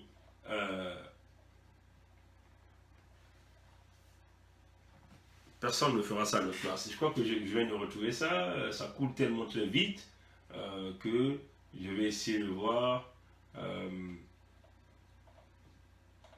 Ok, d'accord. Donc, donnez-moi juste un instant. Je vais retrouver cette vidéo. Ça, c'est très important. Cette vidéo, ça vous montre l'exemple de la démocratie au Ghana. Comment le Ghana aujourd'hui est en train d'avancer. Et c'est l'exemple que nous voulons montrer, que ce soit l'exemple pour l'Afrique francophone. Mais, chers amis, pour que ce soit l'exemple, il va falloir que nous changeons les choses de nous-mêmes. Nous ne pouvons pas compter sur d'autres personnes pour changer les choses. Il faut que nous soyons objectifs nous-mêmes pour que nous puissions y arriver. Si, voilà. Si nous ne le faisons pas, ça va être la catastrophe. Il faut le dire que les politiques de la France demeurent les politiques les plus criminelles pour nous, les pays africains. Donc, si nous ne remplaçons pas ces politiques, si nous ne soyons pas objectifs, si nous ne soyons pas unis dans l'intérêt commun de la nation, bon, si nous nous sous-estimons, rien ne se fera à notre place, et on vous le dit, ça sera simplement la destruction complète du pays. Et je vais simplement essayer de voir qui me l'avait envoyé cette vidéo là. Simplement, donnez-moi un instant. C'est très important que je fasse jouer cette vidéo parce que ça c'est très important. Vous allez regarder au même moment, s'il y a un ami qui est en ligne qui peut retrouver cette vidéo là où on nous montre le président ghanéen danser, un banquet à l'honneur du prince Charles. Le président ghanéen dansait, le prince Charles dansait, les Britanniques dansaient. Il y avait l'échange des couples, l'échange de couples, les Britanniques avec les femmes des responsables ghanéens noirs qui dansaient ensemble. Et on parle de la démocratie, on parle de l'économie. Et ça, c'est le meilleur exemple hein, de ce que nous voulons montrer. C'est-à-dire que faut qu'il y ait, nous souhaitons qu'il y ait l'entente entre nous et les anciens colonisateurs, soit une entente qui nous permet en réalité de voir les intérêts à part égale. C'est-à-dire que nous ne voulons pas voir que le colonialiste, celui qui nous a colonisés, continue de nous imposer, continue de nous détruire, continue de piller nos économies, et que nous allons toujours rester là au statu quo, nos pays se détruisent, nos populations manquent de tout, et ceux qui sont censés nous diriger font fuir les capitaux de nos États pour aller les cacher ailleurs. Et ça, c'est inacceptable. Donc nous voulons qu'il y ait une parfaite entente, c'est-à-dire que une collaboration directe. C'est quand même bizarre que tout à l'heure j'avais cette vidéo là. Voilà, c'est aussi ça le magie du direct. Le magie du direct. Le magie du direct, c'est aussi ça. On prépare des vidéos et après on ne les retrouve pas. Voilà. Bon, voilà. Donc je voulais simplement vous montrer cette vidéo, mais il me semble que elle s'est échappée là. J'ai du mal à le retrouver. Donc je ne vais pas trop conserver du temps par rapport à ça. Mais pendant que nous sommes en train de parler, je vais chercher ça. Mais nous allons passer rapidement à un sujet que j'ai trouvé très juste. C'est sur le génocide de Lari. Le génocide de Lari. J'aimerais simplement attirer l'attention à un certain nombre de compatriotes que je n'ai pas envie de citer son nom, mais je crois que l'individu va se reconnaître lors de son direct qu'il a passé. Il veut donc apporter un peu de la division, hein, c'est-à-dire dans le sens où il veut démontrer aux gens que le génocide de Lari, on l'a simplement réservé aux Lari, et les autres Congolais, les autres ethnies, se sont simplement retirés. Et que les autres Congolais, les autres ethnies ne veulent pas aller à Genève. Parce que ces gens-là préfèrent aller manifester contre Sassou, l'arrivée de Sassou à Paris. Dans son discours, vous sentez qu'il veut mettre une division. Moi, j'appelle ça sont des manipulations de Sassou, parce que Sassou nous a toujours divisés de cette façon. C'est-à-dire que dans son raisonnement, ce compatriote-là dit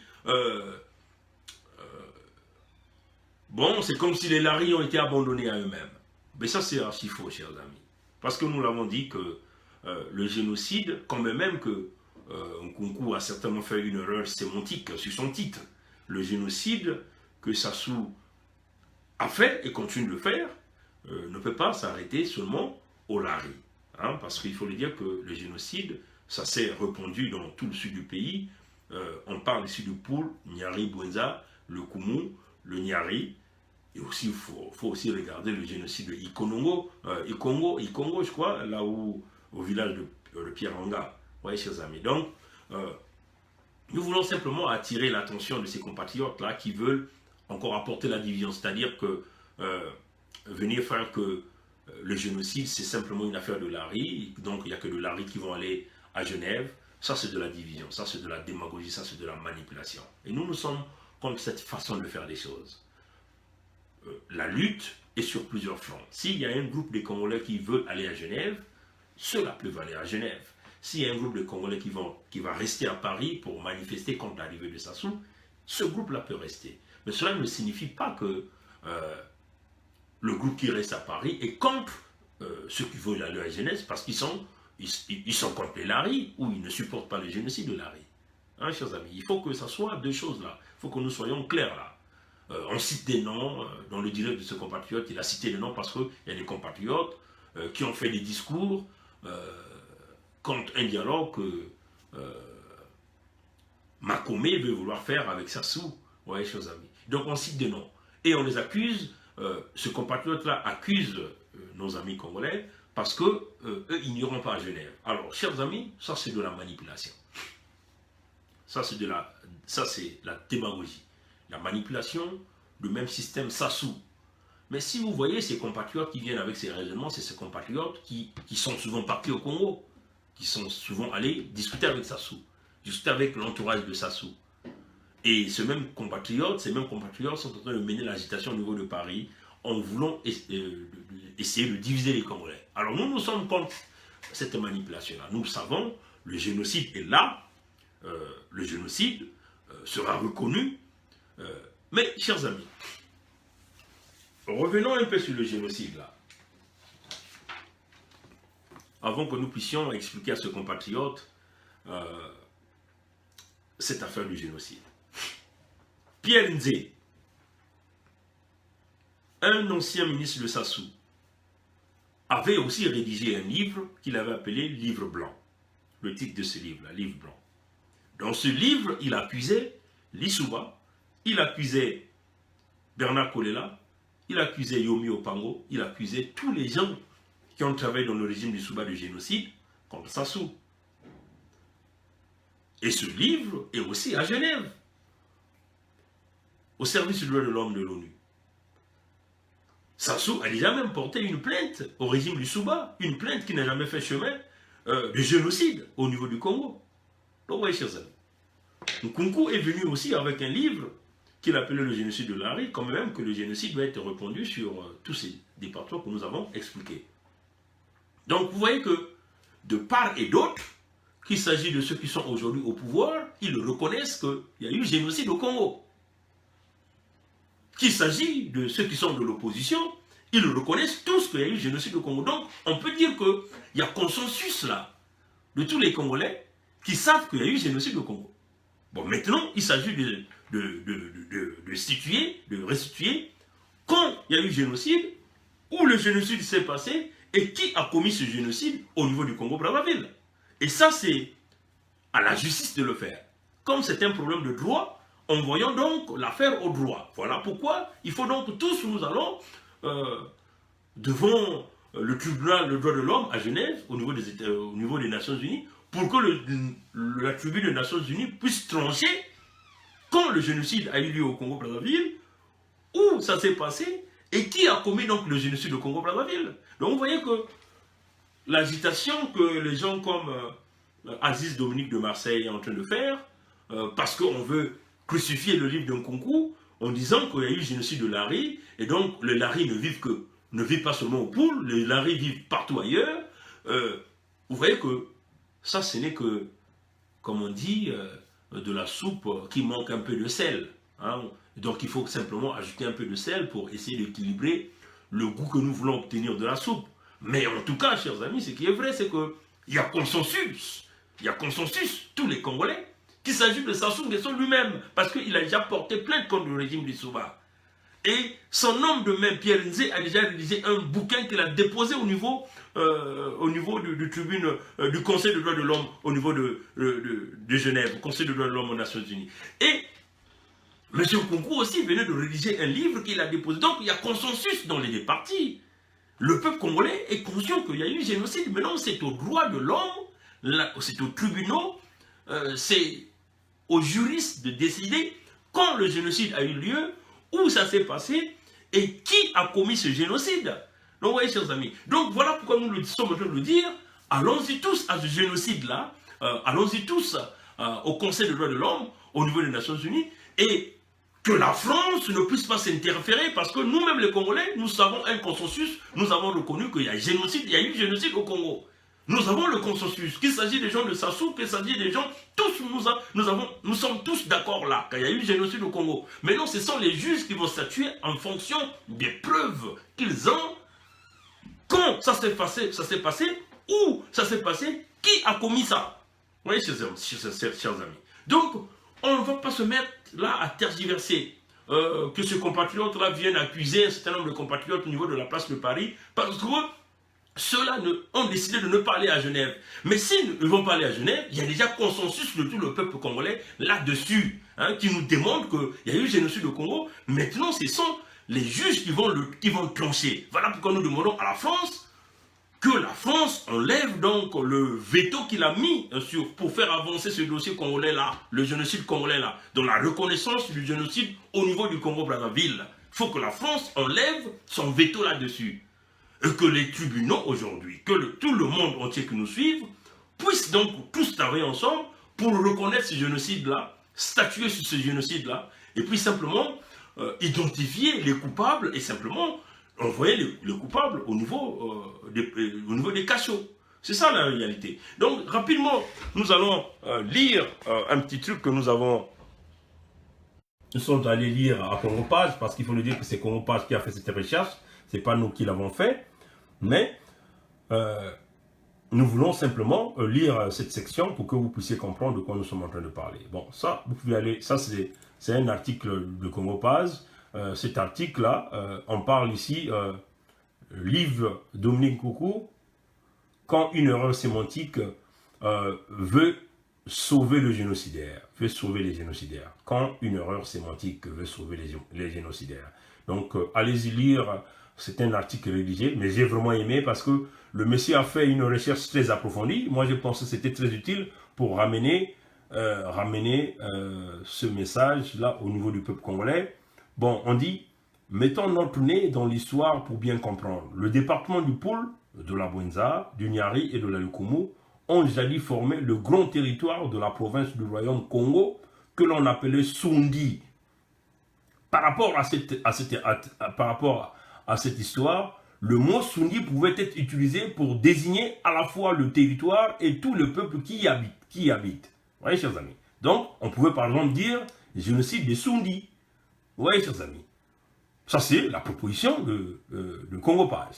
Cependant, il faut remonter l'histoire pour connaître la signification de certains noms qui sont donnés à certains peuples du Congo. En effet, dans leurs avancées dans le grand territoire qu'ils appelaient Nkungo, qui veut dire chez la panthère, et qui était dirigé par le roi Mani Congo, en langue simplifiée, Meni Congo.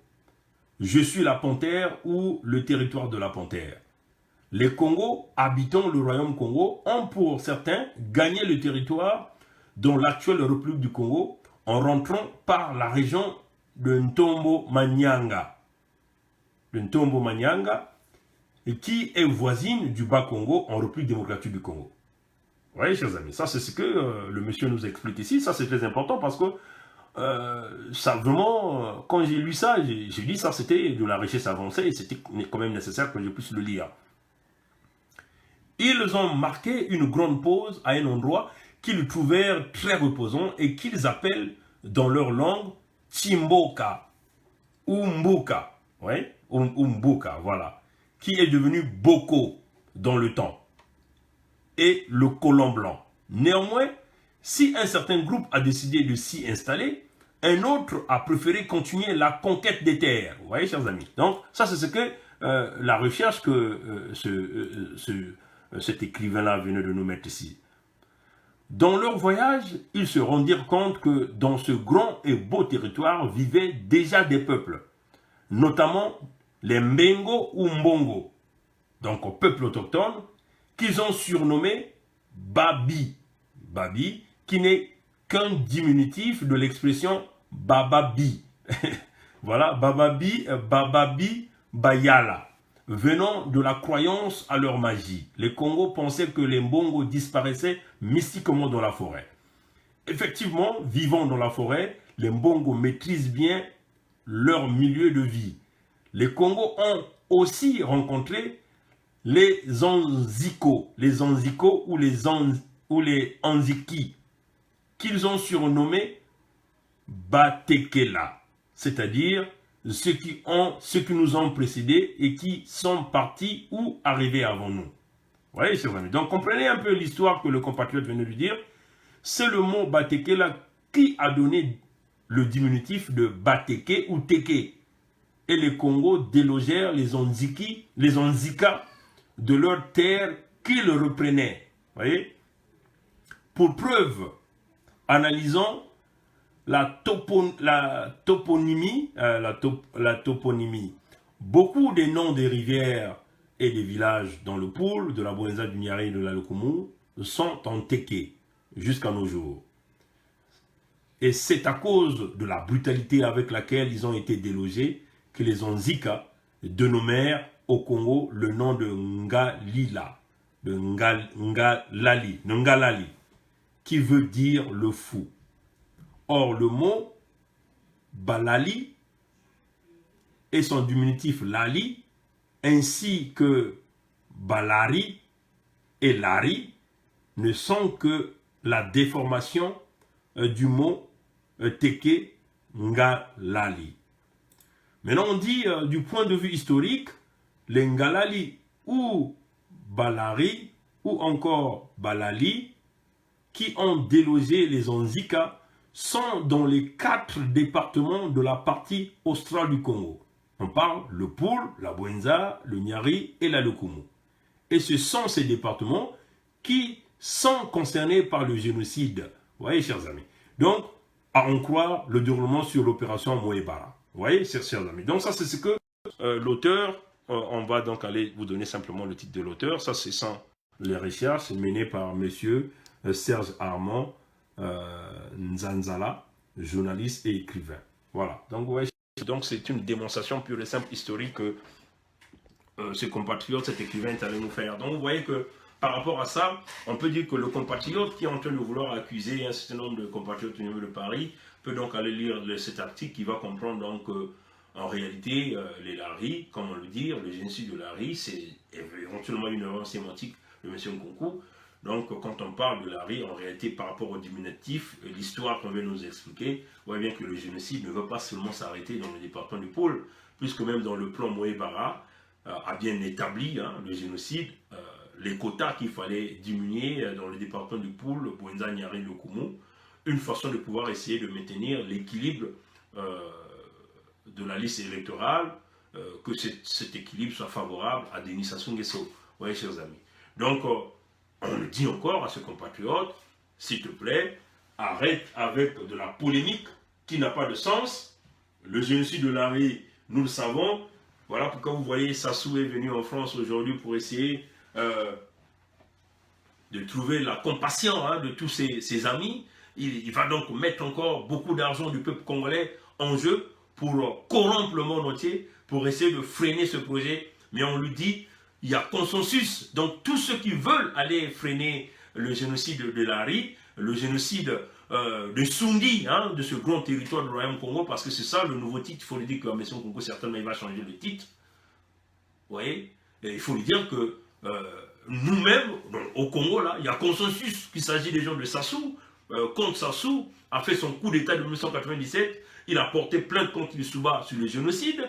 Et son homme de main, Pierre Nzé, avait écrit un livre qu'il a appelé Livre Blanc. Ce livre-là, il accuse Lissouba de génocide. Merci beaucoup à ce compatriote, c'est Alain Mayala qui vient de m'envoyer cette vidéo. Mais j'avais trouvé que c'était nécessaire que nous puissions tous le voir. Nous puissions tous voir cette vidéo, ça vient d'arriver.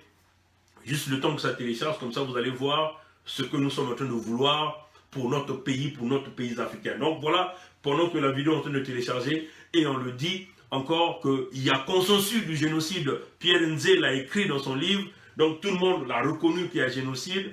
Les gens de Sassou l'ont reconnu qu'il y a génocide.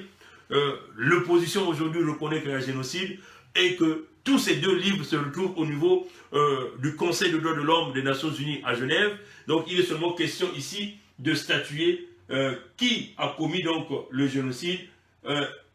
Et nous voulons simplement statuer quand le génocide a eu lieu, où ça a été effectué et qui a commis ce génocide-là. Donc c'est en ce moment-là que nous demandons à la France, aux politiciens reptiliens français qui sont en train d'aller s'aligner pour aller usurper l'argent du peuple congolais, que Sassou a pillé et volé au Congo, est en train de donner pour corrompre les politiciens français afin de faire étouffer le génocide de Lari. Il faut qu'aujourd'hui que le génocide soit reconnu. Il faut le dire qu'il s'agit ici du génocide des Sundi. Sundi, considérant étant ici le Sundi comme étant le grand territoire du Royaume Congo. Et dans ce territoire, nous sommes en train de voir ici le Poul, la Bwenza, le Nyari et la Lokumu. C'est ça la réalité. Donc alors, chers amis démocrates africains, nous irons à Genève. Que ce compatriote-là qui veut vouloir mener la polémique au niveau de Place de Paris pour dire qu'on a abandonné le Lari, c'est totalement archi-faux. Raisonner dans ce chemin, se faire le jeu de Sassou Nguesso. Et nous ne voulons pas de ces Congolais-là qui veulent amener la division. S'il y a de ceux qui vont aller à Genève, laissez-les aller à Genève. Mais entre-temps, vous savez aussi que le dictateur est à Paris, il faut qu'il y ait un groupe au niveau de Paris pour faire du boucan. Pour faire du boucan. Vous voyez, chers amis, donc cela ne signifie pas qu'on a abandonné ceux qui veulent aller à Genève. Vous voyez, chers amis, mais le génocide est là. Travaillons dans le sens de la reconnaissance de ce génocide et demandons que la France puisse arrêter avec son veto pour que les crimes de guerre, les crimes de sang, les crimes économiques commis par le dictateur Sassou puissent être reconnus et que nous puissions envoyer ce dictateur-là au niveau de la Cour pénale internationale de justice. Vous voyez, chers amis, c'est ça la réalité. Voilà, donc, chers amis démocrates africains, peuple du monde entier, ça c'est une vidéo que j'ai trouvée très intéressante et j'avais vraiment envie de jouer. Merci à Alain Mayala qui vient de me l'envoyer. Merci beaucoup Alain Mayala, je ne sais pas comment te remercier, mais en tout cas, merci, cette vidéo vient d'arriver. Vous allez voir ce que nous voulons, le Congo que nous voulons, le Congo de demain. C'est-à-dire que ceux qui nous ont colonisés deviennent nos partenaires, des véritables partenaires qui nous encouragent dans le développement économique, qui nous encouragent dans les problèmes de paix, dans la résolution, qui nous encouragent pour booster notre économie. Et quand vous faites affaire aux gens qui viennent vous aider avec un cœur grandement ouvert, mais éventuellement vous pouvez faire ce genre de danse avec eux parce que vous savez qu'ils ont compris que le temps ont changé, nous ne sommes plus au monde de la colonisation, mais il faut permettre au peuple de s'épanouir. Donc voilà pourquoi vous voyez, le Ghana, ça a été vraiment un véritable exemple. Et nous allons donc faire jouer cette vidéo, vous allez voir. Le prince Charles a parlé d'un pays qui a apporté la stabilité et la sécurité à ses citoyens avec de solides institutions démocratiques, des élections libres et transparentes, une tradition de l'alternance pacifique au pouvoir, un multipartisme vivant. Bonjour Jean-Baptiste Placard. Bonjour Jean-Pierre Monza. Un hymne à la gloire de la démocratie et des institutions du Ghana dans son discours inaugural lors d'une réunion du Commonwealth, cette semaine à Accra. Le prince de Galles a dit de ce pays qu'il était devenu pour de bon un exemple pour le reste du monde. Le prince Charles a vanté les institutions démocratiques du Ghana ainsi que la vitalité de sa société civile et de ses forces vives. Jean-Baptiste Placard, certains pays voisins devraient-ils en être jaloux? Il est une solution bien plus saine que la jalousie, c'est l'émulation. Cet hymne, il est vrai, résonne d'autant plus fort que celui qui l'entonne est une figure de premier plan, non seulement dans le Commonwealth, mais aussi dans le monde entier. Et même les jaloux devraient se réjouir parce que cela signifie que la médiocrité n'est pas une fatalité et qu'un État africain peut inspirer le respect, qu'un peuple africain peut recueillir des lauriers qui ne soient pas de ces flagorneries de commandes servies par quelques partisans ou des visiteurs intéressés. Au fond, les réussites qui inspirent autant de respect pour le Ghana et les Ghanéens ne sont la propriété d'aucun Ghanéen en particulier, mais réellement... Bon, chers amis, comme vous le voyez, hein, l'échange de couple, vous aviez le président gabonais qui danse avec, je ne sais pas si c'est la femme de Prince Charles, et vous aviez ici tous ces dignitaires britanniques qui dansent avec des femmes noires. Vous voyez, c'est cette atmosphère que nous voulons. Vous voyez que ici, il s'agit ici de voir en réalité deux peuples qui vivent et qui célèbrent une joie énorme. C'est-à-dire, les Blancs ont colonisé les Ghanéens, mais qui reconnaissent aujourd'hui que le temps de la colonisation est terminé. Il s'agit ici de vouloir véritablement réconcilier ce peuple, les ramener les deux peuples ensemble et faire avancer ces deux peuples ensemble. Le développement du Ghana ferait du bien pour les investisseurs en Grande-Bretagne, ceux-là qui veulent aller chercher les grands marchés, parce qu'il faut le dire que l'Afrique demeure le plus grand marché de la consommation au monde. C'est ça la réalité. Parce que le marché occidental aujourd'hui est saturé. Il faut donc aller chercher de nouveaux marchés. Oui, entre-temps, nous sommes partis en Inde, mais l'Inde aussi est devenue saturée. Donc, l'Afrique demeure l'Eldorado, comme on est en train de le dire. L'ultime opportunité que les grandes entreprises, les multinationales sont en train de regarder. Voilà pourquoi vous voyez aujourd'hui, quand nous voyons cette atmosphère de danse entre les colonisateurs et les colonisés, les anciens colonisateurs et les colonisés, qui deviennent aujourd'hui des véritables partenaires, alors ça donne le véritable signal on peut dire que le véritable boulevard pour comprendre que s'il y a balance entre les deux peuples, il y aura éventuellement balance dans le système économique des deux peuples.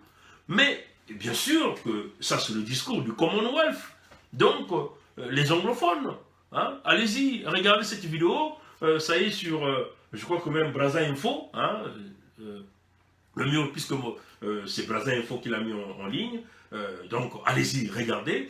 Moi, je veux mettre ça sur mon mur. Allez-y, regardez le contenu. Vous allez écouter les analyses réalisées par le journaliste de RFI. Donc, vous allez comprendre de quoi nous sommes en train de parler ici.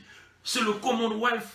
Le Commonwealth, nous sommes en train de regarder. Prenons l'exemple du Libéria, un petit pays qui était fragmenté par des guerres récurrentes, hein, la destruction. Mais aujourd'hui, ce pays est en train de démontrer l'exemple de la démocratie. Aujourd'hui, le Libéria est dirigé après une femme qui a passé ses 2 mandats et qui passe donc le témoin à un footballeur, chers amis, un footballeur qui pouvait penser qu'un footballeur pouvait prendre les rênes du Libéria, là où il y avait des doyens de la politique, chers amis. Aujourd'hui, le Libéria est en train de montrer l'exemple, ça fait partie du Commonwealth. Le Ghana est en train de lead, comme on dit, est en train de lead. Donc le Ghana montre le chemin à suivre. Comme même, mais regardez dans le système de la France-Afrique, on maintient les mêmes dictateurs, on leur demande de tripatouiller les résultats des élections, on leur impose. Mais qui le dit? C'est pas moi qui le dis là. Le président Déby l'a dit, il y a une vidéo là, il le dit lui-même devant les journalistes des médias français, que la France a changé la constitution du Tchad pour imposer Déby. Oui, chers amis. Déby voulait partir. Il le dit. Le Congo-Brazzaville, battu, Sassou Nguesso, battu par les urnes, il a eu 8%. La France lui demande de changer les résultats. Déjà, la France lui permet d'aller changer la constitution. Une constitution où il met des articles criminogènes qui permet à Sassou de commettre l'impunité des crimes de guerre, des crimes de sang, et il ne sera pas puni par aucune loi, ni la loi du Congo, ni la loi internationale. Mais ne vous en faites pas, le jour où nous allons déboulonner Sassou, le même jour il y aura, cette constitution va être virée, une constitution va être mise en place, parce que le peuple congolais est déjà d'accord sur la constitution de 1992, 1991. Donc vous voyez que les crimes commis par Sassou va tout de suite va être reconnu et que l'homme va être condamné. Vous voyez, chers amis. Donc on le dit encore, le Commonwealth est en train d'avancer. Il faut que nous puissions regarder le Rwanda aujourd'hui, qui a tourné leur pays vers le Commonwealth. Mais regardez comment ça montre l'exemple économique. Quand même, nous savons que le Rwanda pille en République démocratique du Congo, au Congo. Mais Kagame pouvait voler cet argent, pouvait aller investir aussi cet argent à l'extérieur et ne rien implanter dans son pays. Mais il le fait chez lui.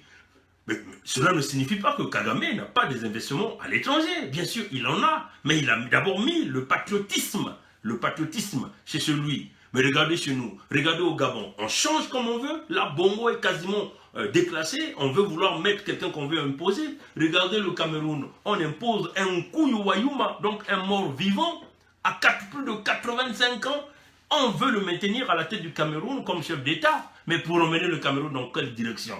99% de son temps, il le passe en Suisse, à l'extérieur, parce que sa santé ne tient pas. Il est incapable de construire des véritables hôpitaux au Cameroun, former des Camerounais pour qu'ils deviennent des véritables médecins, pour que lui-même il se soigne au Cameroun. Mais il ne le fait pas, il préfère aller à l'extérieur. Mais bien sûr, il le paye avec quel argent? L'argent du contribuable camerounais, chers amis. Vous voyez? Donc tout son temps, son séjour, les billets d'avion, les avions qu'il loue, c'est avec l'argent du contribuable camerounais. Comment voulez-vous que l'Afrique francophone, l'Afrique centrale là, avance? L'Afrique francophone ne pourra jamais avancer avec cette politique manipulée par la France. Regardez la République centrafricaine. Oui, Touadéra, le président Touadéra a eu une coopération avec la Russie. La France veut vouloir imposer, veut vouloir encore donner les armes, veut vouloir encore les chambouler, alors que ça montre déjà des signes de paix en République centrafricaine. Alors ça, c'est inacceptable. C'est inacceptable. L'Afrique francophone ne peut jamais avancer avec des politiques françaises qui maintiennent des dictatures de présidents à vie, des gens qui pillent, des gens qui commettent des crimes de guerre, des crimes de sang et qui ne sont pas condamnés. Des gens qui se permettent de voyager tous les jours avec l'argent du contribuable de leur pays.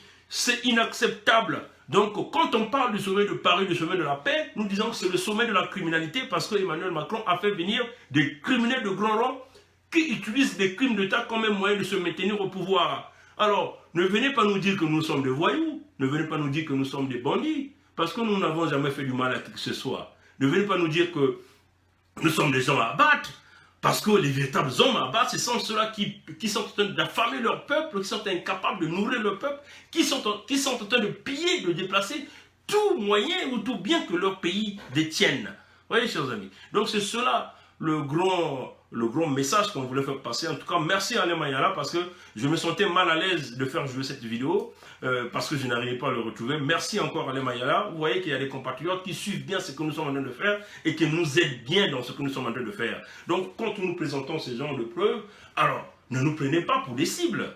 Nous sommes seulement en train de dénoncer quelque chose que nous pensons qu'il pouvait être fait autrement. Et pour le faire, ça demande des hommes de conviction.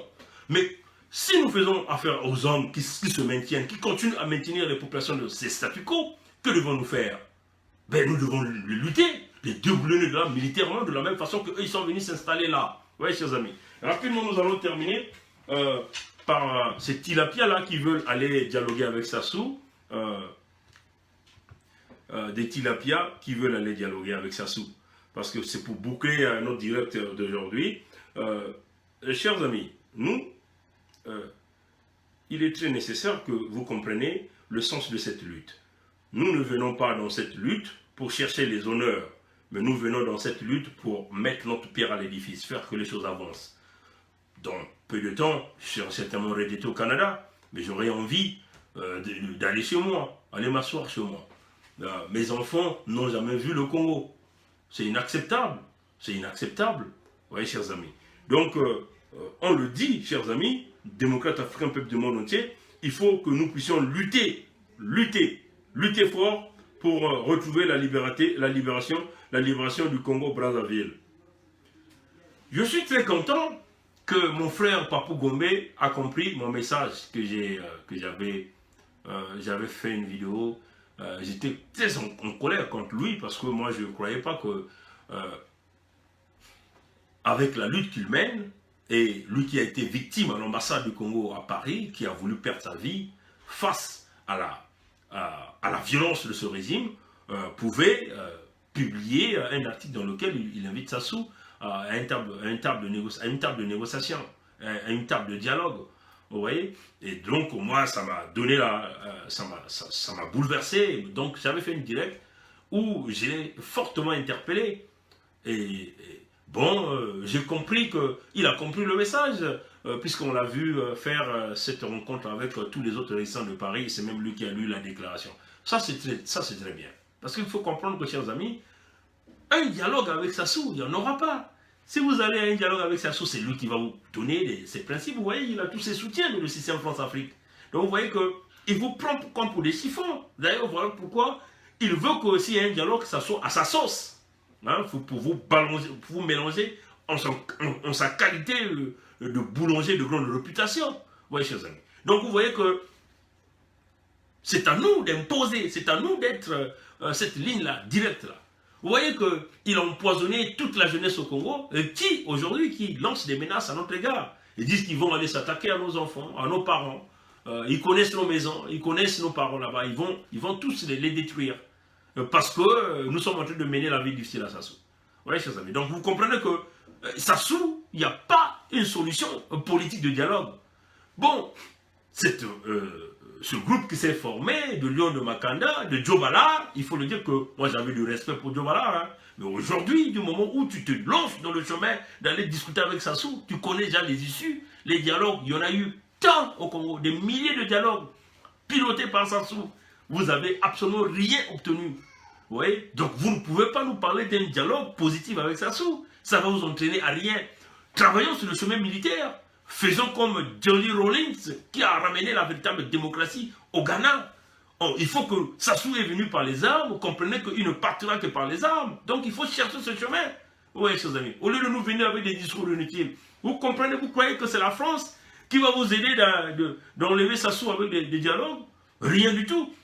La France comprendra qu'il faut simplement se décider C'est seulement si la France se rend compte qu'il y a une forte force militaire et que Sassou est incapable de supporter contre le pluie de feu qui tombe sur lui. Et c'est là où la France va donc essayer de collaborer avec les nouveaux hommes forts qui viennent au Congo-Brazzaville. Mais en ce moment-là, nous serons déjà en position de force. Nous allons chambouler tous les intérêts français au Congo. C'est ça la réalité. C'est maintenant ou jamais, si la France veut un terrain de négociation, c'est de négocier avec sa diaspora, la jeunesse du Congo, qui a une nouvelle vision pour le Congo. En ce moment-là, la France aura la chance de préserver ses intérêts au Congo. Parce qu'il faut le dire qu'il faut travailler avec la jeunesse. Nous l'avons dit que nous n'avons rien à apprendre de la vieille classe politique du Congo. Parce que ce que nous apprenons de cette vieille classe politique au Congo, ce sont les guerres qui nous ont apporté. C'est la haine, la séparation, c'est des divisions. On divise le Congo à deux parties, le Congo Sud et le Congo Nord. Nous ne voulons pas de ça. Nombreux de nous avons des amis, nous avons fait les études partout. Nous sommes ces Congolais-là qui parlent d'un Congo uni et ensemble. Voilà pourquoi nous ne voulons pas de cette vieille classe politique que ces gens viennent nous donner, des directives à donner. C'est maintenant notre temps à nous de prendre la relève. Donc, si la France veut aujourd'hui travailler, venez travailler, nous allons nous asseoir, discuter sur un véritable dialogue franc entre la France, puisque la France se dit propriétaire du Congo. Si vous vous dites propriétaire du Congo, venez donc travailler avec la nouvelle jeunesse qui a une vision, qui a déjà tracé un plan pour pouvoir amener le pays vers une nouvelle direction. Mais, du moment où vous travaillez avec une vieille classe politique, cette vieille classe politique, nous le savons, leur objectif, c'est le pillage, la destruction de populations. On ne construit pas de routes, on ne construit pas des hôpitaux, alors que nous sommes dans un monde du 21e siècle. Ça ne passera pas. Voilà pourquoi nous avons dit, nous cherchons le chemin, c'est le même chemin que Sassou est venu, il faut qu'il parte par ce même chemin. Il faut lui imposer une force qui est une fois supérieure à ces petites troupes qu'il a mis, ces 200 000 troupes. Il faut lui emmener des véritables technologies de guerre pour que la France reconnaisse qu'il y a une force qui est là, donc il faut négocier avec de nouveaux hommes forts. C'est comme ça là que les gens ont réussi les gens de Benghazi ont réussi à percer au niveau de Tripoli. L'OTAN avait dit non, les Français avaient dit non, mais ils ont percé et ils ont reçu ce qu'ils ont obtenu. Donc, cher peuple congolais, arrêtez de réfléchir comme si vous n'avez pas de cerveau. Nous allons vous faire jouer deux discours. Deux discours. Le ras-le-bol d'un compatriote qu'il a envoyé à Marcel Makomé et la réponse de Marcel Makomé. Bonjour, très cher aîné.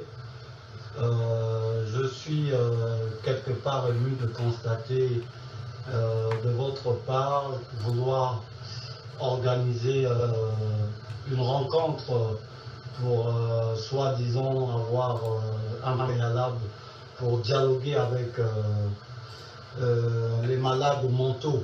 Je parle à la personne de Denis Sassou Nguesso et son clan. Monsieur Denis Sassou Nguesso, c'est un criminel tout fait. Monsieur Denis Sassou Nguesso a rendu le peuple congolais malheureux. L'ambassadeur Marcel Makomé, je vous en prie, avec tout le respect que j'ai pour vous, nous ne pouvons pas discuter avec monsieur Denis Sassou Nguesso. Nous ne pouvons pas aller au dialogue avec monsieur Denis Sassou Nguesso. Monsieur Denis Sassou Nguesso doit impérativement quitter le pouvoir sans condition et sans préalable. C'est mon opinion. Cher aîné, nous avons fait des prisons dans ce pays. J'ai vu les jeunes mourir dans ce pays. Nous voyons le quotidien de la jeunesse congolaise. Monsieur Denis Sassou Nguesso a un problème personnel avec la jeunesse congolaise. Il ne veut pas de l'épanouissement de cette jeunesse congolaise. Mais pourquoi aujourd'hui, vous en tant que cher aîné, vouloir dialoguer à fou, un malade mental comme Denis Sassou Nguesso? Je dis non à ça. Et je dis... Bon, voilà, donc on va essayer de jouer la deuxième section. Un instant, j'ai des vidéos qui jouent au fond, qui dérangent. Je vais simplement diminuer le son. Bon, voilà, donc ça c'était le ras-le-bol d'un compatriote. Voilà. Je crois qu'on n'a pas pu terminer ça, voilà. Je le répète encore, non à la barbarie de M. Denis Sassou. Ah, je ne sais pas ce qui se passe là. Qu'est-ce qui se passe? Ok. Sassou Nguesso et son clan et amis. Le Congo, ce n'est pas un gâteau d'anniversaire. Mais qu'est-ce qui se passe? Bon, ben attendez, chers amis, je crois que j'ai une vidéo qui se joue au fond là. Donc je vais simplement le fermer. Et ça là, je le ferme. Voilà. Donc, je vais encore aller repartir.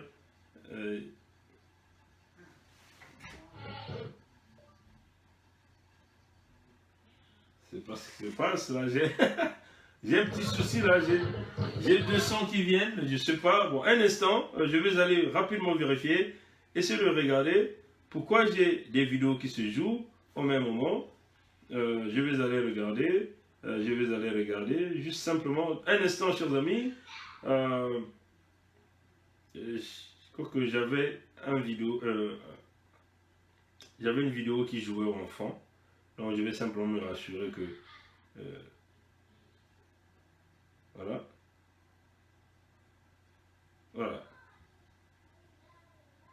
Bon voilà, donc on va écouter simplement la toute dernière partie de ce compatriote. On va essayer de voir. On va essayer d'avancer ça. Je dis non à ça. Et je dis carrément non. Voilà. Je le répète encore, non à la barbarie de M. Denis Sassou Nguesso et son clan et amis. Le Congo, ce n'est pas un gâteau d'anniversaire. Voilà. Le Congo, ce n'est pas un gâteau d'anniversaire, cher ami. C'est un patrimoine que nous avons en commun. Et donc, nous devons tous vouloir de ce bien. Parce que notre devenir en 2 points. M. Denis Sassou Nguesso a tout sacrifié. M. Denis Sassou Nguesso a bradé le Congo. Franchement, nous n'avons plus besoin de lui. M. Denis Sassou Nguesso n'a qu'à se retirer tout doux et librement, aller se reposer au lieu. Point très bas, je dis pas, je m'arrête pas. Bon, voilà. Vous avez entendu ça? Le coup de gueule de ce compatriote-là. Le Congo n'est pas un gâteau d'anniversaire qu'il faut se partager. Le Congo est un patrimoine commun que nous avons et nous avons l'intérêt de pouvoir le conserver. Rapidement, nous allons écouter ce que moi je l'appelle le traite Marcel Makomé a envoyé comme réponse à ce compatriote. Petit frère. Qu'est-ce qui se passe? Okay. J'ai aussi beaucoup de respect pour toi. Merci pour le message. Mais sauf que vous êtes à Brazzaville pourtant. Vous, la jeunesse, vous devez vous lever tous comme un seul homme et aller lui dire qu'il quitte. Mais jusque-là, à mon humble avis, ça ne se fait pas. C'est un peu au niveau de la diaspora que le travail se fait, d'autres avec beaucoup de bruit, mais d'autres dans le calme. Vous n'auriez jamais su, par exemple, tous les détournements effectués par ce gouvernement-là. Mais c'est grâce à nous. Vous n'auriez pas su ce qui se passe dans... Moi, je vis à Berne. L'affaire de Gonvor, vous savez comment c'est sorti? Et je peux continuer comme ça à citer les Panama Papers. Ce qui se passe en Italie avec Eni, etc., Asperbras. Vous là-bas, vous aurez su ça. Mais c'est parce que nous travaillons. Mais nous ne travaillons pas seuls, mon petit. Tu as raison. J'écoute ton cri de colère.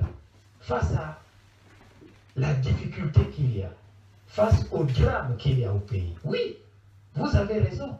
Mais nous aussi, nous travaillons. Souvent, vous nous dites non. Dites aux Français, dites à ceci. Mais finalement, quand on va vers ces amis-là nous disent, tout ce qu'on peut faire, nous ne pouvons pas balayer devant votre maison. Nous ne pouvons pas vous donner des armes. Nous ne pouvons rien faire. La seule chose que nous pouvons faire, c'est de faire en sorte que vous puissiez vous parler. Aujourd'hui, dans le monde, le président Donald Trump, mais il vient de parler avec le Coréen.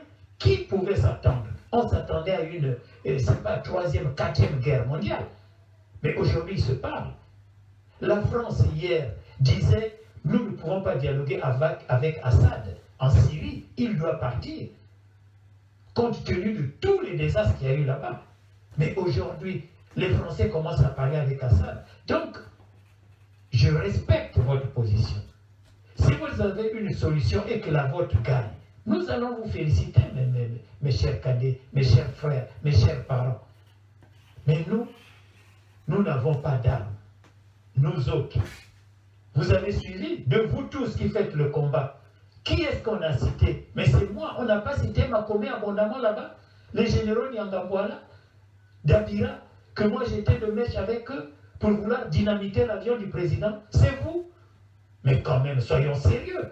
Quel opposant a déjà atteint ce niveau d'acte ici, en France, là-bas au Congo? Mais c'est des actes importants, majeurs, dangereux dans la vie d'un État. Donc, je ne suis pas contre. Mais laissez les autres qui ont d'autres idées aussi les mettre en place. Nous ne sommes pas dans un parti unique. Pour imposer, vous voulez imposer votre position. Est-ce que votre position c'est celle des paysans de Ntiaki? Est-ce que votre position c'est celle c'est pas moi, des travailleurs qui sont à Mindouli? Est-ce que votre position c'est le point de vue de toute la fonction publique? Est-ce que votre position c'est celle des gens de Pointe-Noire en majorité? Et ainsi de suite. Mais il y a quand même une minorité, même s'il y a une minorité, on doit l'écouter. Bon, portez-vous bien, personne n'a raconté quoi que ce soit. Nous voulons seulement ouvrir des brèches et nous avons des frères en prison, non? Pourquoi vous ne partez pas sortir mon coco là où il est? Vous pouvez aller en masse, casser la maison d'arrêt et le sortir. Pourquoi vous ne le faites pas? Pourquoi vous n'allez pas en masse sortir au combi, ces supporters, ces militants? Mais il faut qu'on utilise d'autres moyens. Makaya Paulin a été libéré, mais il est là bloqué à Brazzaville, non? Pourquoi vous ne partez pas à l'aéroport casser la gueule à tous les policiers qui sont là pour permettre qu'ils rentrent dans l'avion? Mais quand même, soyez un peu plus réalistes. Ayez la modestie. Quelle est cette génération qui manque vraiment, je dirais, de lucidité? Nous ne sommes pas une génération de kamikazes. Vous avez le droit de vivre. Bon, voilà, donc ça s'est terminé par là. C'est le message audio que j'avais reçu. Là, je vous ai présenté l'audio le ras-le-bol d'un citoyen qui a envoyé le message à Makome et la réponse de Makome à ce monsieur.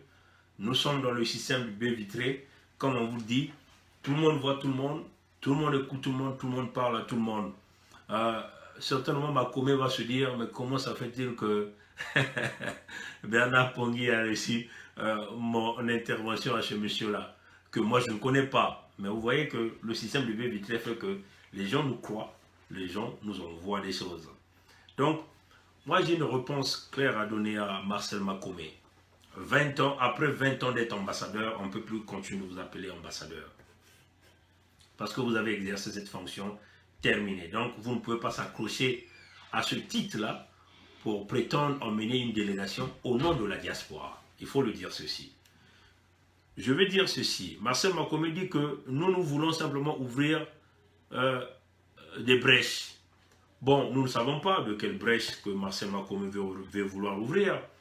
Si Marcel Makome et son petit groupe, donc au Lion de Makanda, nos frères du Niari, ici là, nous on ne cache pas, on dit, qui êtes-vous, d'où vous venez, on vous le dit, ici. Les gens du Niari, on vous le dit. Donc ça n'a rien de tribalisme. Hein. Parfois nos amis du Nord se disent, ah vous dites seulement vous les amis du Nordisme, mais là on le dit là. Donc on le dit à Marcel Makome, au Lion de Makanda, à Djobalar qui est un garde de la Bwenza, donc vous les gens de la Bwenza, à Marcel Makome et Djobalar et Lion de Makanda, vous les gens du Niari et vous les gens de la Bwenza, on vous le dit. Si vous voulez aller ouvrir des brèches avec Sassou, vous êtes libre d'aller le faire. Mais allez-y à Brazzaville. Ou si vous voulez aller, n'allez dire pas que vous venez au nom de la diaspora, chers amis. Parce que il me semble que les gens ont tendance à confondre la diaspora. La diaspora, il n'y a pas que l'Europe, il n'y a pas que la France, hein, chers amis. Il faut que vous mettiez ça dans vos têtes. Hein. La diaspora, il n'y a pas que Paris, il n'y a pas que la France. Il n'y a pas que l'Europe, il n'y a pas que les États-Unis, il n'y a pas que le Canada.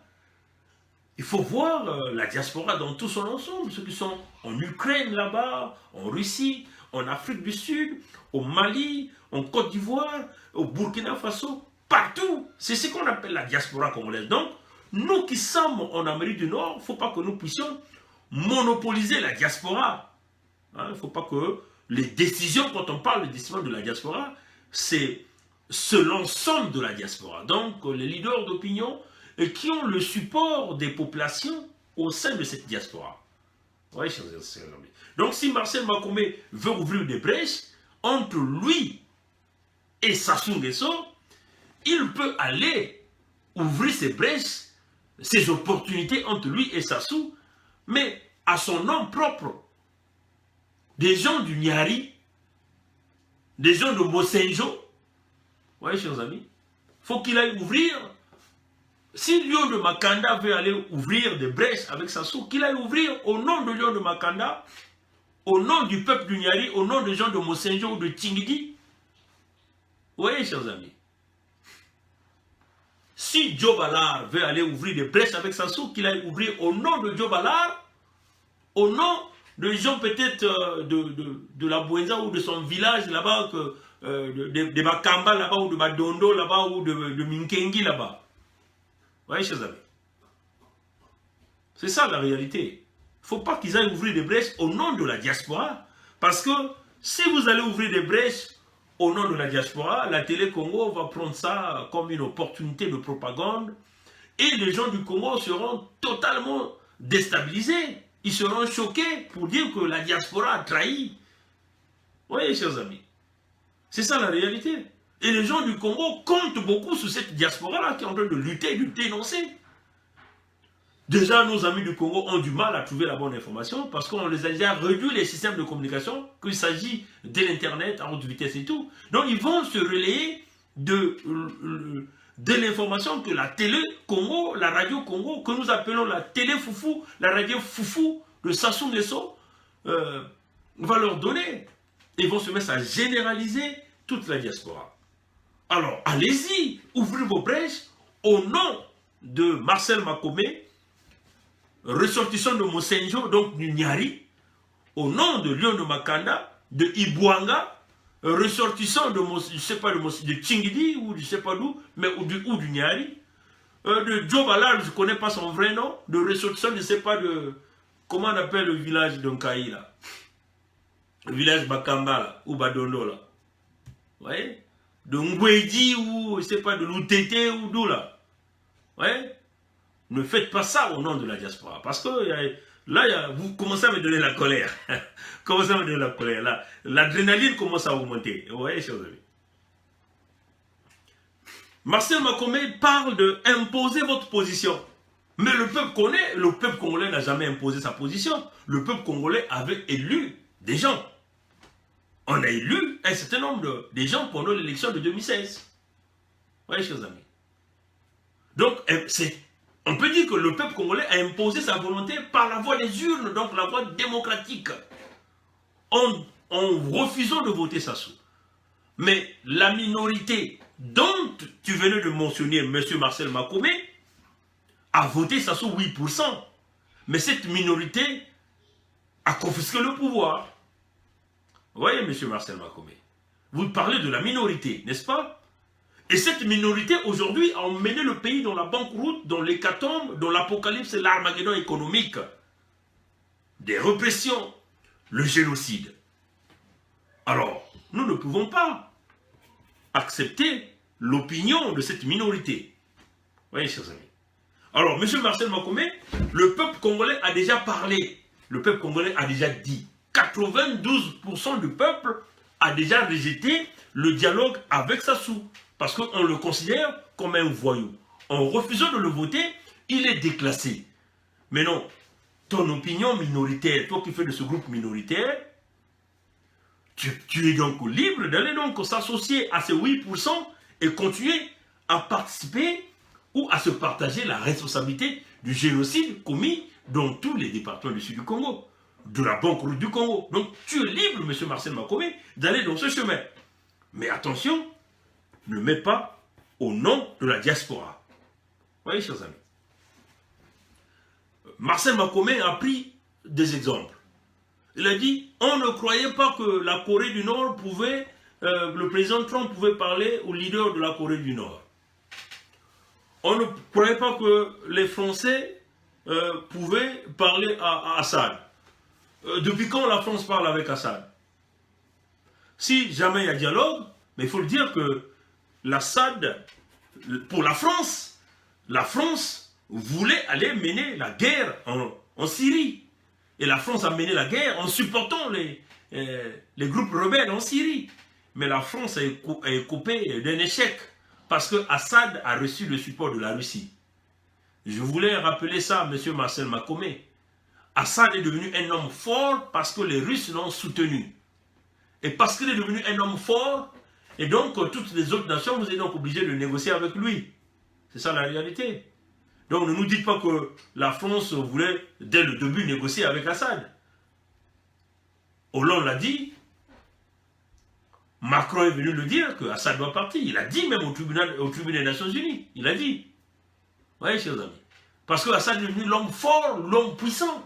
Ce que Kadhafi n'a pas reçu. Si dès le début, Kadhafi avait reçu le support de la Russie, la France n'allait pas l'assassiner comme il en fait. Donc ne nous dites pas que la France est allée négocier avec Assad. C'est Assad qui impose. Donc la France est obligée de s'agenouiller devant lui. C'est ça la vérité. La Corée du Nord, le dialogue, les accords entre la Corée du Nord et les États-Unis, il faut beaucoup lire, hein, monsieur Makome. La Corée du Nord est détenteur des bombes nucléaires. Vous voyez, chers amis. Donc de la bombe atomique. Donc il est puissant. Il n'est pas une petite nation. Si la Corée du Nord n'avait pas la bombe atomique, le président Trump n'allait pas discuter avec lui. Ils auraient déjà terminé avec la Corée du Nord. Vous voyez? Donc vous faites face là à deux titans qui ne peuvent pas s'affronter avec des armes nucléaires ou des armes atomiques, mais ils sont obligés de procéder au dialogue. Vous voyez, chers amis? Mais ce que nous faisons face au Congo, nous faisons face à un homme hyper armé qui n'hésite pas de dérouler sa machine militaire sur des populations civiles innocentes. Il les écrase comme il veut, il les détruit comme il veut. Donc vous ne pouvez pas, en ce moment-là, aller négocier avec un homme pareil. Si vous partez, c'est-à-dire que vous partez vous agenouiller, vous donc le levez au titre de roi, usurpateur du roi de Moshi, qui l'a pris, donc le roi du Congo. Donc vous allez donc accepter toutes les conditions qu'il va vous dire, tout ce qu'il va vous dire de faire. Même si vous dit de boire ces matières fécales, qui d'ailleurs, il est déjà en train de faire manger au peuple congolais, dans les eaux, hein, qu'il fait des eaux non traitées qu'il leur donne, il déverse ces matières fécales à l'intérieur de ses urines. Vous voyez, monsieur Marcel Makome. Donc, votre raisonnement est typiquement un raisonnement d'un petit flatteur. Un homme qui en a marre de vivre dans la galère de l'Occident, mais qui veut simplement repartir à Brazzaville. Mais repars à Brazzaville, paye ton ticket, repars, ainsi de suite. Un côté que moi je retiens de votre discours, c'est l'inaction de la jeunesse congolaise. Je suis tout à fait d'accord avec vous dans le discours que vous avez dit. Parce que nous faisons face à un peuple tétanisé, qui est incapable de bouger d'un iota. Un peuple qui accepte tout. Mais nous comprenons aussi ces jeunes-là. C'est parce qu'ils font face à des armes devant eux. On n'hésite pas de tirer à balles réelles sur eux. Mais à un certain moment, il faut braver la peur. Il faut avancer. Donc je suis tout à fait d'accord avec vous quand vous dites que vous êtes des jeunes inactifs, vous ne bougez pas. Vous voyez, chers amis. Bon, quand vous dites que vous n'avez pas les armes, que ce que la France peut faire, c'est de vous mettre en contact, que vous puissiez avoir un dialogue. Mais vous comprenez, la France soutient Sassou. Si la France vous met en dialogue avec Sassou, c'est une façon de vous ramener sous le dictat de Sassou. Si vous dites que vous n'avez pas les armes, mais les armes, il faut les chercher, M. Marcel Makome. Sassou, lui, il a cherché les armes pour venir prendre le pouvoir. Vous voyez? Les armes, il faut les chercher. Et vous n'allez pas accepter d'aller simplement aller sous le dictat. Donc, continuer à se faire manipuler par un homme qui va continuer à piller l'économie parce qu'il faut lui dire qu'il n'y aura jamais de changement avec Sassou Nguesso. Alors, telle était notre réponse à Joe Ballard et M. Marcel Makome. Allez-y voir Sassou comme vous voulez, mais en tout cas pas au nom de la diaspora. La diaspora consciente et intelligente vous a déjà répondu. Donc, évitez, si vous voulez d'être ces tilapia-là que nous venons de débusquer, et aujourd'hui vous flottez en surface comme des poissons morts, allez-y avec Sassou. Mais en tout cas, on vous dit, la diaspora consciente et intelligente est sur le chemin du véritable changement politique, économique au Congo-Brazzaville. Chers amis, voici ce que j'avais pour aujourd'hui. C'était long, mais c'était nécessaire de le faire. Que Dieu nous garde et que Dieu nous bénisse. Merci et passez une bonne journée, une bonne nuit. Au revoir.